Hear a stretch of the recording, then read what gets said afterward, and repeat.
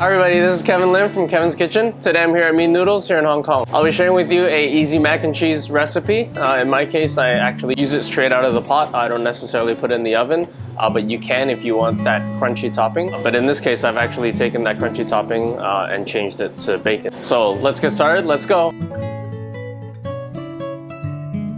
So feel free to use your favorite cheeses. I always like cheddar just because it gives a very smooth texture to the mac and cheese. But if you like something that's a little bit stronger, feel free to use that. But make sure you have at least half of the cheese being cheddar inside.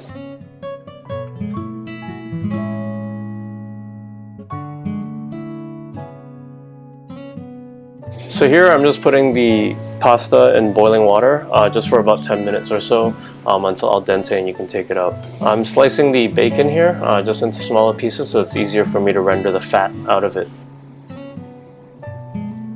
So once you're done with that, you can just render out the fat. Just use a low heat and you'll start to see a lot of steam coming off as the water evaporates, which is fine.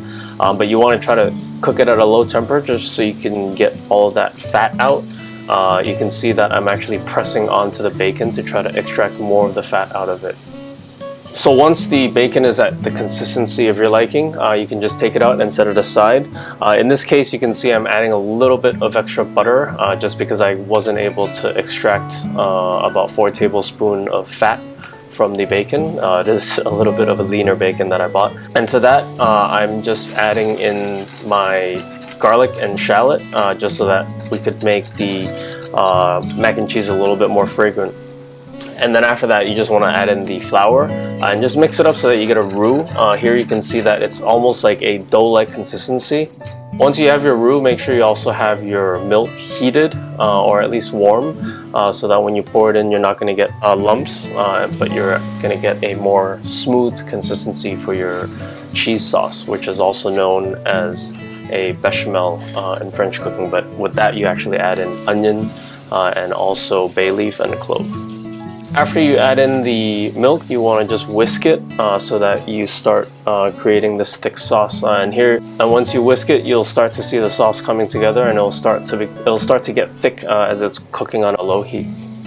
So here you can actually see it's a relatively smooth consistency, but as it cools, the sauce actually gets thicker.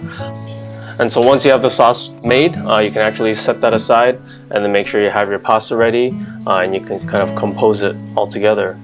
So just some pasta on the bottom, I'm finishing off with some sauce and then topping it off with that bacon. As I mentioned, if you want that crispy texture, crisp up your bacon a little bit more, and then just a little bit of black pepper to finish it off. So that's how you make my mac and cheese recipe.